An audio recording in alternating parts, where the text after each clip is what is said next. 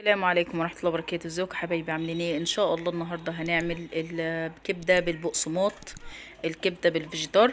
بس قبل اي حاجه هنصلي على الحبيب، اللهم صل وسلم وبارك على سيدنا محمد وعلى اله وصحبه وسلم. طبعا احنا الفتره دي بنمتحن، اولاد بيمتحنوا، فطبعا الواحد بقى مش فاضي انه يطبخ ويعمل، فقال نعمل حاجه على السريع كده. ففكرت ان احنا نعمل الكبده بالفيجيتار. كانش عندي رده، فقلت يعني هنقف على حد كده؟ لا، نتصرف نعملها بالايه، بالفيجيتار اللي موجود عندنا. دلوقتي انا جبت كيلو الا ربع كبده، عملت ربع بالبصل، والنص التاني قطعته شرايح من عند الراجل، خليته قطعه لي شرايح، وقلت اتبله.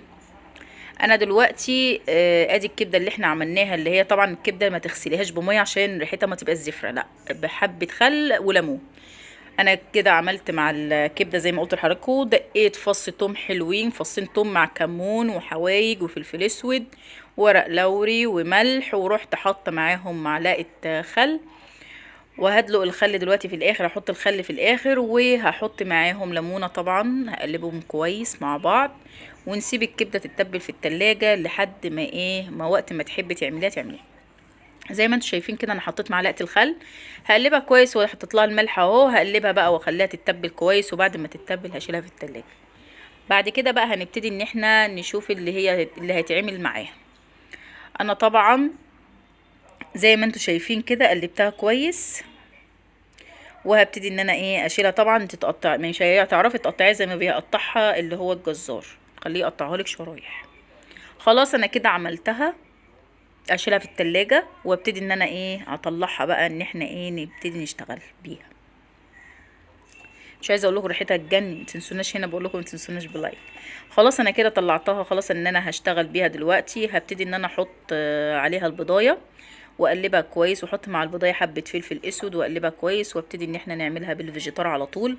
انا ما حبيتش بصراحه ان انا اعملها بالرده، قلت لا نغير شويه، وفي نفس الوقت كان الوقت ليل، فكسلت بصراحه ان انا انزل اشتري ردة. فقلت اللي موجود يعمل، فقلت اجربها بالفيجيتار، لقيت طعمها حكاية بصراحة زي بره بالظبط. خلاص كده، وقطرة قطرة بكتير. هي بالردة بتبقى جميلة وبرضه بتبقى طرية، بس قلت اغير شوية فيها، نبتدي ان احنا نغير في الطعم شوية. خلاص انا كده هعملها كلها، واضغط عليها علشان خاطر تبقى طعمها حلو وجميل، طرية وجميلة.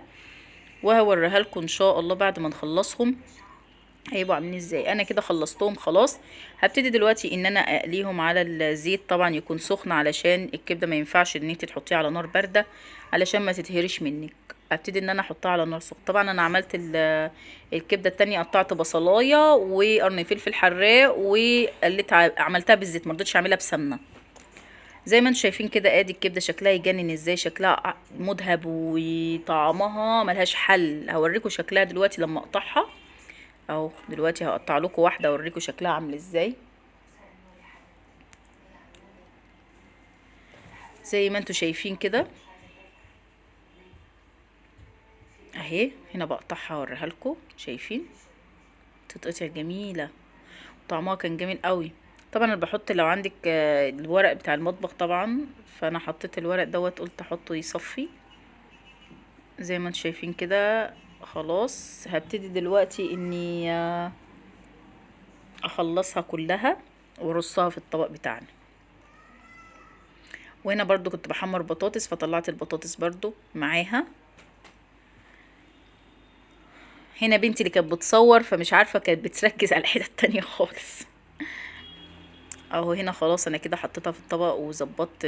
هبتدي ان انا بقى ازوق. وهنا الطحينة اللي انا عملتها، طبعا عملتها قبل كده معاكم، وجبت جنبيها دريتوس مع بطاطس محمرة كنت انا عاملاها، لان الاولاد بيحبوا بطاطس محمرة. حطيت اللي هو الشكل كده في قلب الكبدة. طبعا انا لسه هنا بزوقها اهو.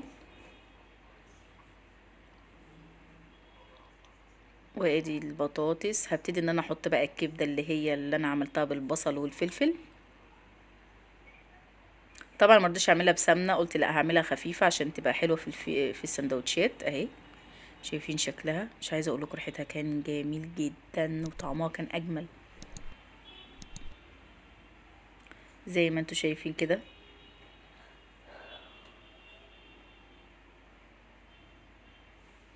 عملت اكله سبحان الله، يعني كانت جميله جدا جدا جدا. يعني احنا لو كنا طلبنا اكله زي كده من بره هندفع فيها كتير قوي.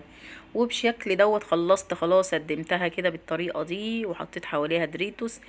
وادي شكل الكبده بالفيجيتار، وان شاء الله المره الجايه هبقى اعملها لكم بالرده. بس ما تنسوناش بلايك والاشتراك في القناه وتفعيل الجرس. ويا رب تكون الاكله السريعه دي تعجبكم، وما تنسوناش بقى بلايك. مع السلامه.